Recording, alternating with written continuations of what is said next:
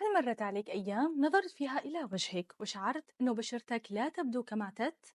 باهتة، جافة، منهكة، وكأنه شيئا ما بداخلها قد انطفأ. تأملت قليلا، تذكرت أن تلك الفترة لم تكن عادية.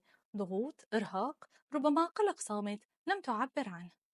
عندما كنت تتعايش مع التوتر كان الجلد صامتا، لكنه أبدا لم يكن ساكنا. في كل لحظة كان يقاوم.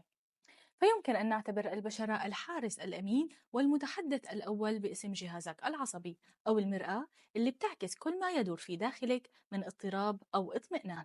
فالبشرة ليست مجرد سطح خارجي، هي أول من تستقبل العوامل الخارجية والداخلية وتتأثر بها من خلال اتصال مباشر بالجهاز العصبي والمناعي.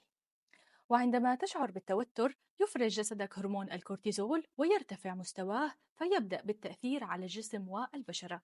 هذا الارتفاع لا يؤثر فقط على الحالة الشعورية السيئة، بل يؤثر أيضا على بنية الجلد ووظيفته المناعية، فيضعف الحاجز الجلدي ويقل ترطيب البشرة وتصبح أكثر عرضة للمهيجات والالتهابات.